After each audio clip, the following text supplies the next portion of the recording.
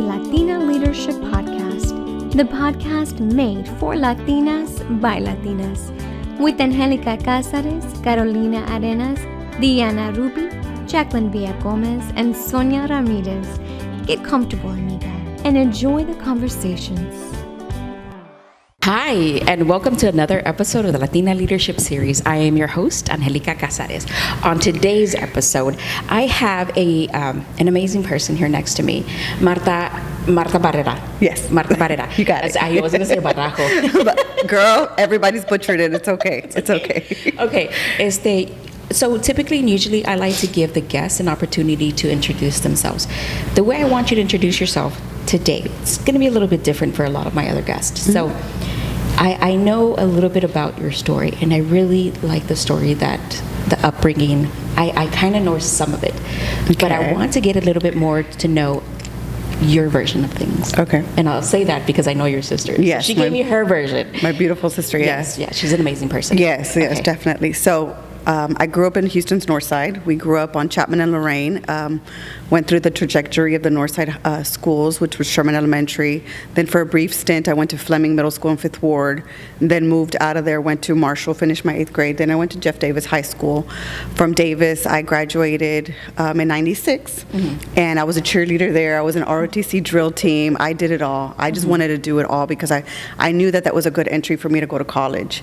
So I packed up my resume. I worked a lot of volunteer. I did folklorico for many years. It was important for my mom for us to keep our culture and our language. I tell people that I didn't officially speak English until like 5th grade. That's when I can remember having a conversation back and forth in English. And I was so proud of myself. Completely in English? Completely in English. So I was in bilingual classes growing up, and I think that really benefited me a lot. Here? Born and raised, but my parents were from Monterrey, so they didn't speak any English. And to this day, my parents have very limited English, but my dad can speak like work English, you know. He's retired now. He gets by. Yeah, he gets by. So then after high school, I went to the University of St. Thomas, graduated in 2000 with a degree in communication, double minor in Spanish and philosophy. I knew it was important to have a degree in Spanish, so. Yeah. Nice. That's a little bit of my upbringing. Sure matches my sister's. Yeah, it does. It does slightly. So I want to talk about a little bit about your upbringing, because it's hard to find women at the position that you're in, at what some of us could consider traditional success, to go through kind of the channels and the struggles that you went through. So I just wanted, it's again, like I said, it's hard to talk to women who come from the inner city girls, who come from a space the way we do. Yeah. So your upbringing, you said you're from the North Side. Yes. You went to Fleming Middle School. Yes. How was that? Because that area is not traditionally like very Hispanic. Mexican or Hispanic. How was it like for you? It was a learning opportunity for me. So I didn't realize it back then. I was more of a culture shock because it was very different from growing up at Sherman Elementary, which is completely Hispanic, maybe like 99.99% Hispanic, and then you go to more African American, but they were the nicest people. I had such a great experience there. And then I wasn't doing too good academically, so my mom pulled me out and sent me to Marshall. So that's why I went to Marshall. I was skipping classes at Fleming. I was trying to be a bad girl. Like, ¿qué me pasa? Like, I don't know. I was trying to be crazy, but from there, and my sister has the craziest stories of me trying to, be a chola, I went through phases, I'll admit, and then moving on to Marshall, I grounded myself. It's like, okay, if I want to do this, I got to do this. And my sister encouraged me to try out for the cheerleading team at Davis. So I was like, okay. So as an 8th grader, I tried out. She tricked me. She's like, I'll try out with you. We'll do it together. Ahí estoy yo, by myself. I'm like, okay, so I guess you're not. No, you got this. So I made the varsity squad. Nice. And I was just so, and that's where it started. I was like, okay, I got to get my head on straight. I got to do this. And I loved it. Cheerleading was fun. It was exciting to go to the games and just to be a part of a culture that's like, ingrained in there. And I did everything I could to have the best grades that I could. I'm not a straight A student at all. I'm more of a B, occasional C student. Don't tell that to my daughters. But I do have a lot of love for success. Like my parents always instilled in us, ¿Y tú por qué no? My mom would always say, why not you? And I think that's right, why not me? Why can't I do that? ¿Y tú por qué no? ¿Y tú por qué no? Why can't you do it? So I was like, I grew up with that mentality. My parents are 110% our biggest fans. They have their 4 kids and they adore every single one of us. They pushed us to be the best that we could. We're all very, very successful in life and in careers. So we're all very lucky. I always say successful in life always comes first because your career can disappear. It can. Anytime. So tell me, when you say success in life, what does that look like? Happiness. So I'm very, very happily married. I adore my husband. We've been married almost 20 years. My 2 daughters are exceptional little girls. They're very loving. They're not little. They're 16 and 13, and very responsible and very respectful. And I think that's success in life, that you have that unit, that your kids have open communication with you, that you have love, that you have trust. That to me is more meaningful than my career path. I've had different career paths, which I also appreciate and love, but I think it's more telling when a person is successful in life about who you are and what you represent in your own life. Yes, I agree. I agree with all of that sentiment. Now, when because you briefly mentioned that you were into kind of sports, but it's not, there's sports, right? Girl. Well, here's the thing, that I was also into sports. I did, you know what I mean? I just kind of signed up to do the things. I hear you. I gave it my best. I was terrible. But in hindsight. The good thing was that I was loud, which was good. It was a good thing for us. It was loud and I could follow direction. That's all they wanted. They wanted me to shut up and scream, which is funny because they want you to listen and yell. But a lot of not my success, but a lot of sort of being comfortable in the limelight, being comfortable in the space, speaking up, doing all of that when you were because it was the purpose to be looked at and watched, to be heard. Because you mentioned that, and I mentioned that sometimes too. My biggest struggle was when I was on the swim team. I was the slowest swimmer ever, but they would put me in and they would cheer me on, and I was like, oh my God, I suck, but I got this. What was it about, for the younger Latinas out there, what was it about that experience to be around a team that kind of grows within you, or that you understand, this is for the greater good? It's not about me. Yes. So for the younger Latinas, it's like growing up in a team environment. It really teaches you a lot of compromise, a lot of teamwork, a lot of how do we make things happen together, right? And I can appreciate my years in cheerleading. I was bad. Looking back now, I was like, man, I was not that good. And that's okay because I gave it my all. So I always tell my girls, I may not be the best at it, but I'm going to try my hardest. I'm going to work the hardest. So I'm going to be there early. And my whole life, it's been that way. So for whatever I do, I give it 110%. And I think that has benefited me a lot because I understand that I'm not that great, but I'm going to try. Why not try, right? And that came through in college a lot. My experience in college, I did like the University of St. Thomas a lot, but I realized that I was trying to compete with kids that were not like me.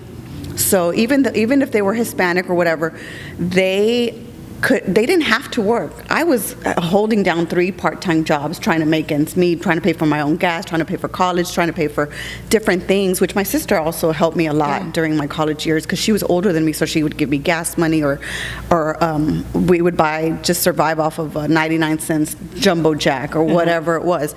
And she helped me with that because she understood the value of it. So my parents always instilled that in us. So we were growing up, Basaid, elementary school, middle school, high school, college. It was always that trajectory. So it was never a question, was I going to go to college, just which college, right? And I don't remember really wanting to go out of the city, but I was offered a scholarship to go to San Antonio, and my mom was like, no. Una mujer no se sale de esta casa hasta que esté casada. A woman does not leave her house until she's married, so I had to... that traditional stuff, and it's okay, so here I go. I luckily got accepted to St. Thomas, and that's where my career path went, and I'm thankful for that because it put me in my trajectory in school.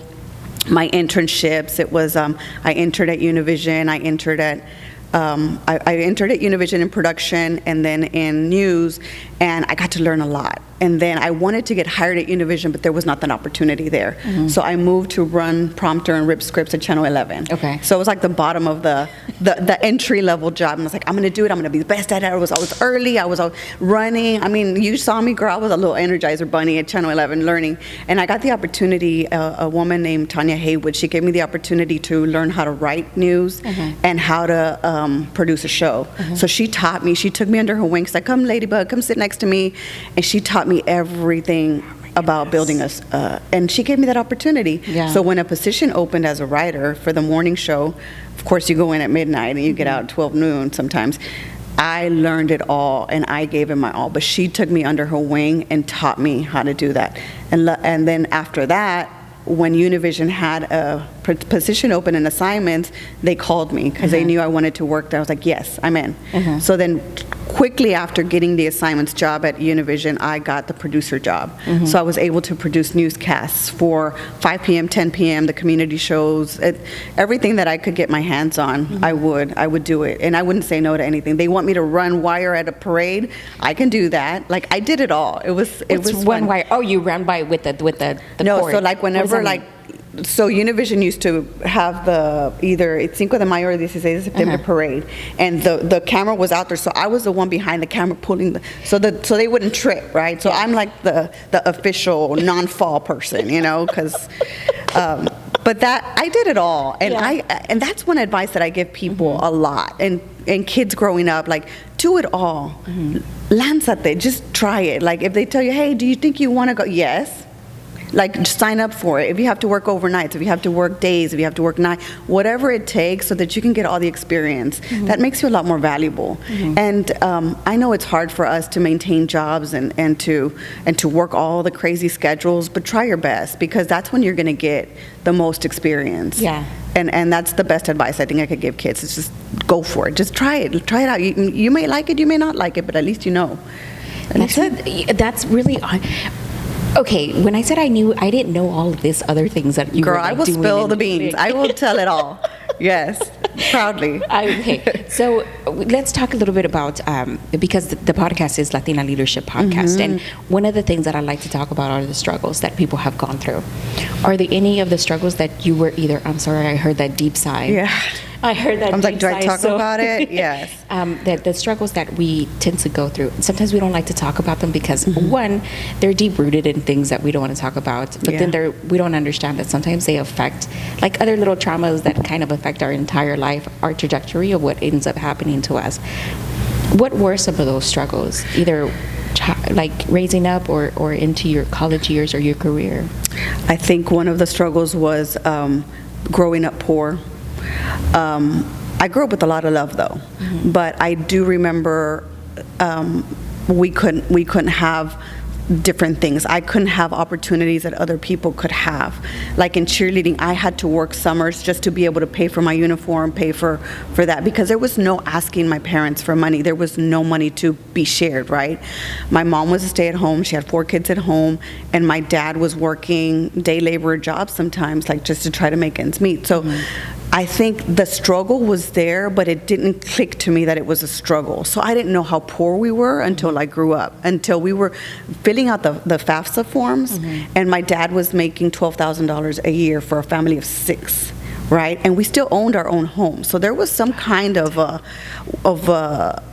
way that we didn't use government assistance. We did at one point when my dad was laid off completely, and I remember that struggle was like, es que no se puede, but we can't. And then after that, I just never asked. So also with studies, with college, I had to work 3 and 4 jobs sometimes at a time. I was a dance teacher.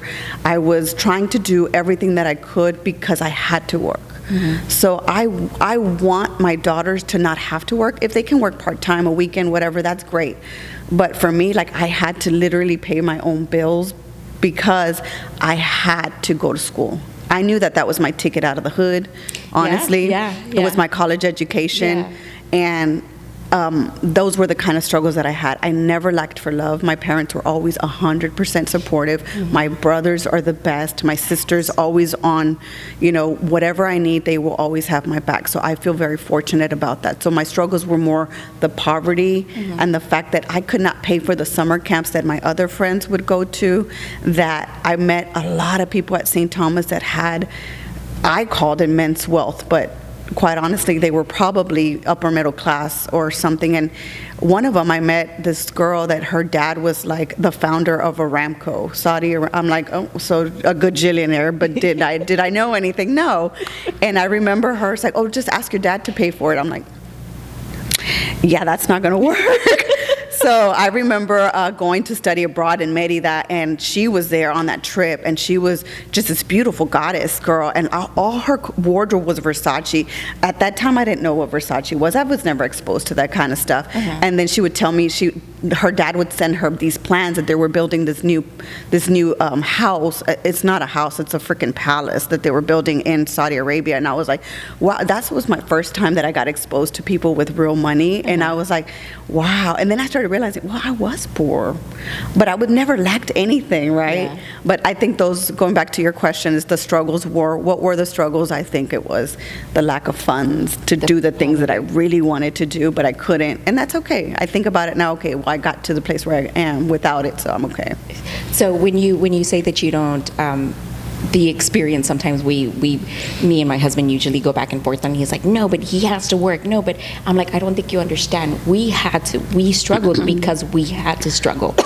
Right? We struggled because we had to struggle, not because. So when it comes to my son who's in college, I tell my husband, like, the idea is for him to go to school, do his best, and get to where he needs to get. Okay, that's it. Once you're out of school, you start figuring things out. There's things where you need to do, right?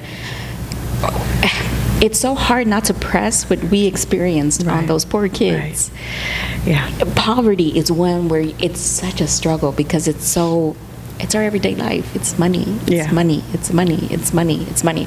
I try not to get caught up in the money factor of things, but I do understand that it does provide a lot more for you.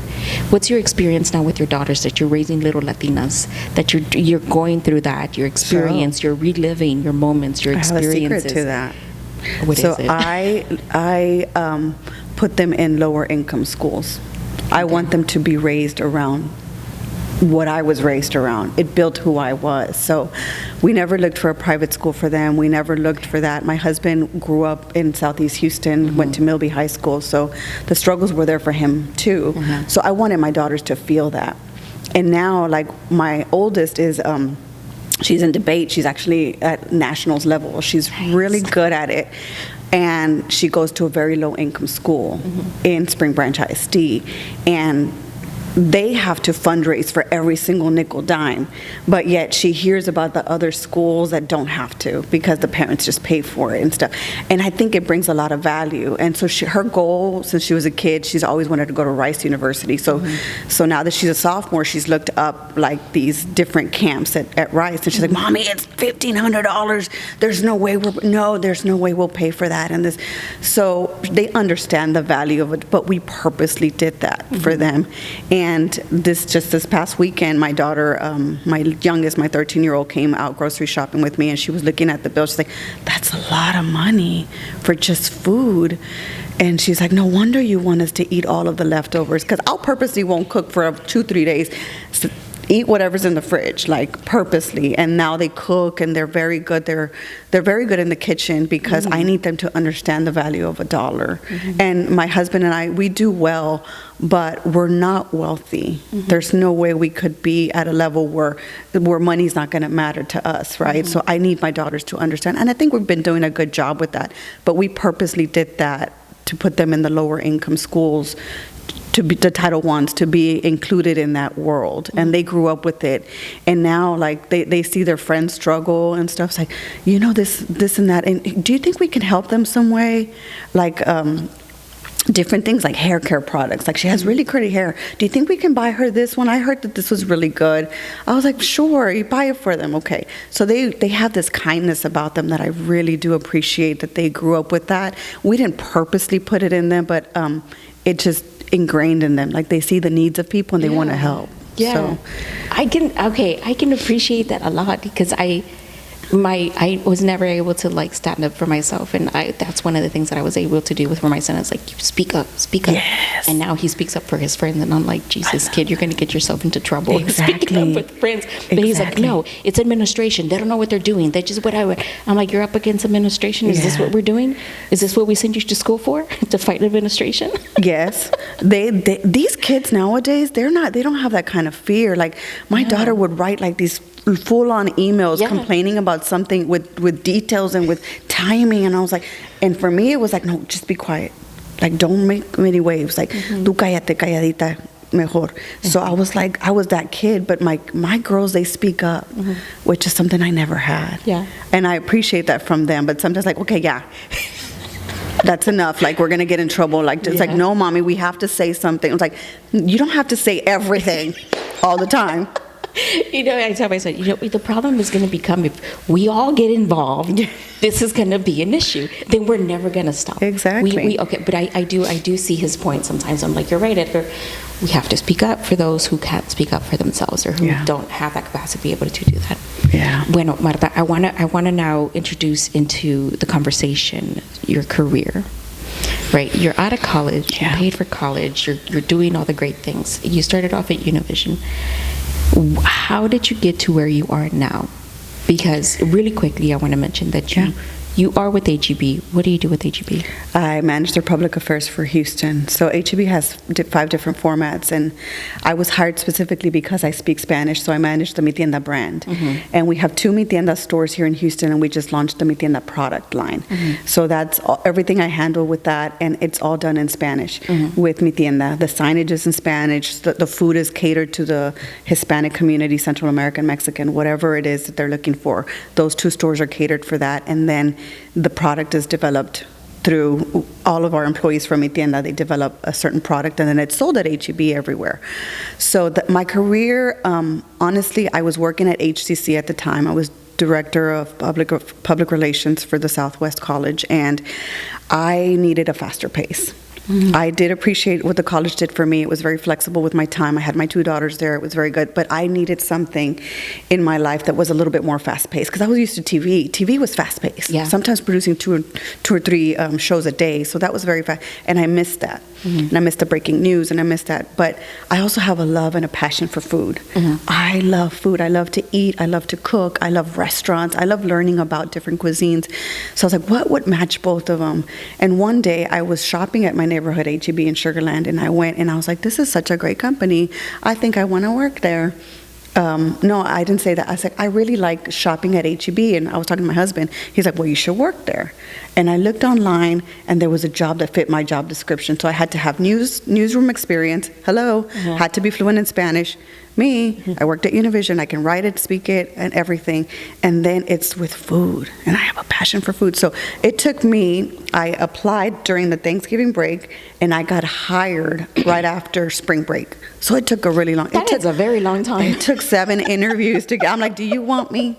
Do you like me? Like, what is it? But then you realize, like, all these executives have these really tight schedules. So meeting with them was kind of hard and getting on their schedule. So you understand that. So that's how I landed. I didn't know anybody at HEB, but that's how I landed there. And I love it. So we do, my job is now with my team, we do a lot of sponsorship. So we find out around Houston, what is it that Houston needs? So our first priority is ending hunger. So we're the #1 provider to the Houston Food Bank. But besides that, there's a lot of little organizations that help areas of Houston that are key areas that we support through helping them financially, or helping organizations that are going to be leveling up the playing field. So what I mean by that is, just because I was born in a certain zip code doesn't mean you can't have the advantages of that. So we fund a lot of education equity organizations like Emerge. I don't know if you've heard of Emerge. No, I'm actually a mentor of Emerge. And what Emerge does is, these are high schoolers that are high performing high schoolers. So they can go to Yale, Harvard, Princeton, whatever they want because they're high performing, but they're from very low income areas. So they may not have that trajectory like a person from a private school has to know how to get in there, but Emerge helps them, removes all the obstacles, helps them find the scholarships, helps them apply for financial aid, helps them find everything. So HEB believes in helping organizations like that level that playing field, right? So not just because I'm from a lower income area of Houston doesn't mean I don't deserve to go to Princeton, Rice, Harvard, wherever. So we look for organizations that help with education equity and health equity too, like Harris Health, government, and all of that. How can we support organizations that support them, right? So like programs like the food pharmacy that Harris Health does, which is if you just got diagnosed with diabetes, if you just got diagnosed with high blood pressure, how do I eat? Tell me, how can I tailor my traditional food to fit a better health mentality? So there's a lot of things that we try to do where we can level the playing field. HEB has millions and millions of dollars that we give to charity. We're designed that way. So 5% of pre-tax earnings are given straight to charity. So there's a lot of money to be given, but we're very, very respectful and we're very understanding of the needs of Houston. And you mentioned mental health earlier, and that's one thing that HEB is doing now. We're partnering with a lot of organizations that have services for mental health, and then we're partnering them with like school districts, counselors, people that are in the nitty-gritty of things. And how can HEB fund you to partner and create a better system for mental health awareness and suicide prevention? So it's very important for us to be very deliberate on how we spend our dollars. And that's my job. Mental health. Thank you. I appreciate that. All in a nutshell. But so, first of all, I think mental health for me, it's a lifestyle for me because I have dealt with mental health issues. Recently, last year, I was diagnosed with OCD. Like, I didn't know that. I didn't know that it takes about 13 to 15, 17 years for somebody with any mental health disability that's not obvious to people, like schizophrenia or things that are obvious. To be diagnosed with something, it takes that long. So you're dealing with all the oh my God, you're dealing with all the issues that come with it with no diagnosis. OCD, OCD, and I didn't know that my OCD didn't come from like tapping things 10 times. My OCD isn't necessarily physical. It can be if I go through a process. I'm like going through okay, Angelica, go back to the conversation because it's a whole process because I just learned it and I'm trying to intake a lot of it. Well, mental health for me is everything, absolutely everything. But I understand that there's no limitation to me because of my mental health. I'm trying, and I'm trying my hardest and my best. I understand that, my understanding is that they do focus on mental health, but why does mental health matter to you? Because it sounds like it does. I have to be honest, the way you speak about it. It's important because I've noticed that when we grew up, it was like resiliency to the max. Of course, we both grew up in lower income, and it was resiliency, and we would see it all the time. Our kids were not exposed to that. So whatever causes them anxiety to us is like, let it go, it's okay. And it could be a cultural thing too, like de eso no se habla, or you don't talk about that. Or so I want to learn about that. I want to see the signs.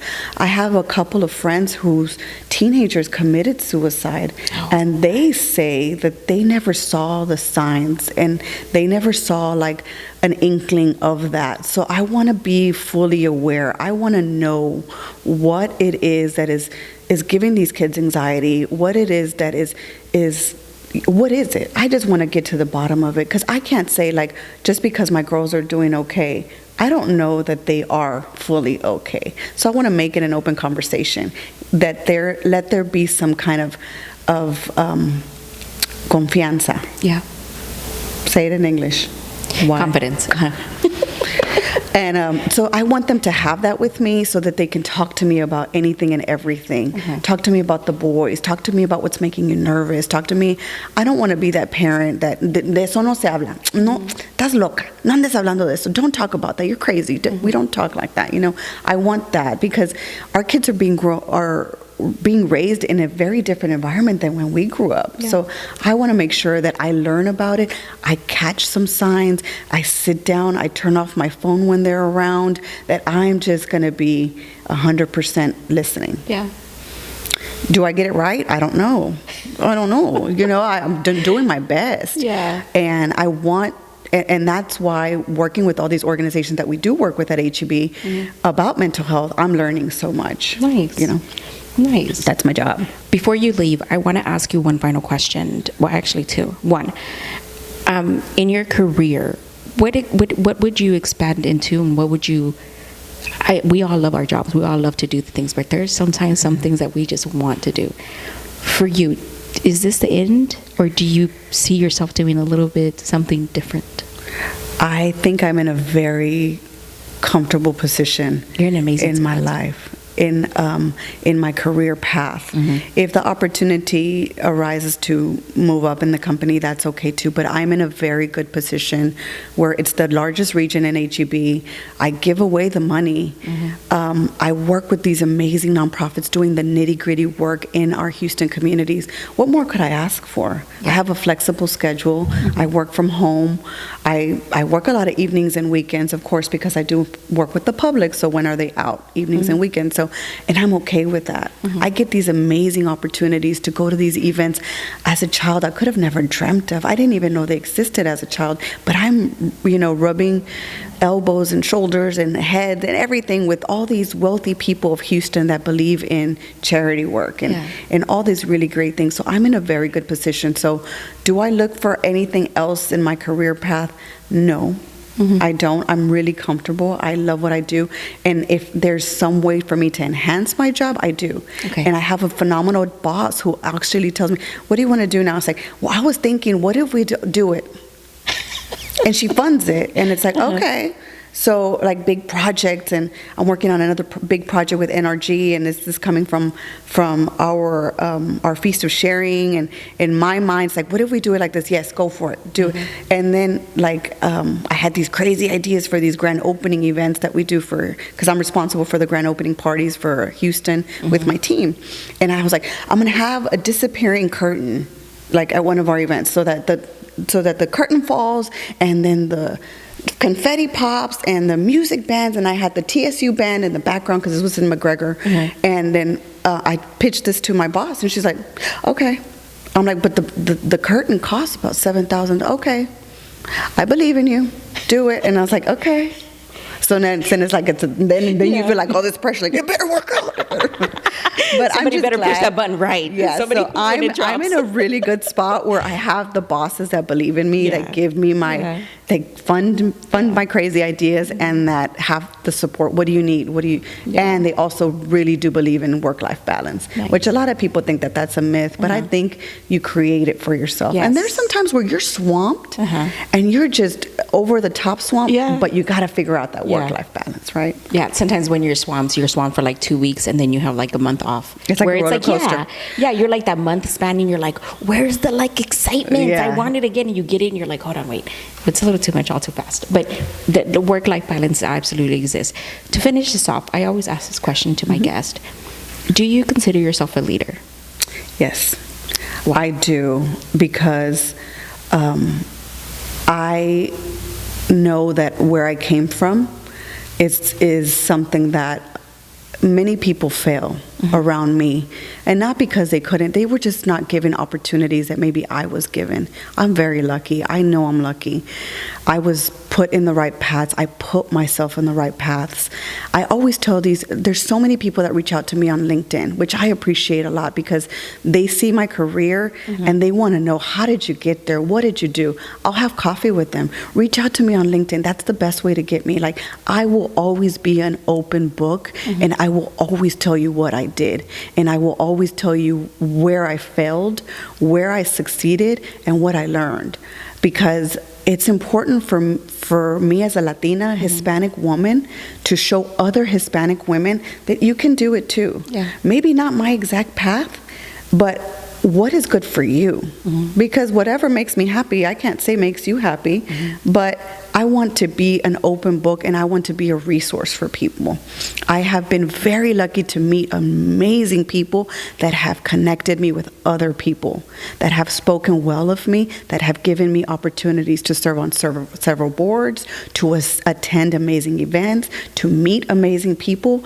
It's not myself. It's not just me. It's people around me. So I always tell young ladies, people that are in their career paths, call me. I'm happy to talk to you. Ask questions. Don't be shy. I know a lot of times, like, I'm being nosy. It's not about being nosy. It's about realistically asking that person, how did you get there? Yeah. What did you do? Yeah. And people are always happy to help you. And they want to help you, and they want to support you. And you have the occasional, like, well, I don't talk about that, or that's not none of your business. One person actually told me, well, that's not something I want to share. Okay. And that's okay. I'm respectful, but I asked. I want to know, because I want to know that I'm doing the right thing to put me in the right path. So I want more Latinas to ask me questions. I'm an open book. I'll have coffee. I'll have lunch. I'll have a Zoom call. Whatever it is, I can help you. I want to help you. Nice. I wasn't going to ask you what advice do you have, but I think you gave it. I think that's the advice, is to ask the questions. Yeah. Ask the questions. Reach out to me on LinkedIn. I'd love to hear from you. I want to know what you want to do. And maybe I have a contact that you didn't know about that maybe can put you in a path of what you want to do. Yeah. Oh my goodness. Okay. Martha, thank you so much for coming on the podcast. Thank you so much for giving your experience to the Latinos out there. And Thank you. Yeah. Thank you for the invitation. I appreciate it so much. Nice. What did you think of the conversation? If you enjoyed what you heard, let us know in the comments. And please don't forget to like, subscribe, and share with your friends. Thank you for listening to the Latina Leadership Podcast, and we will see you next time.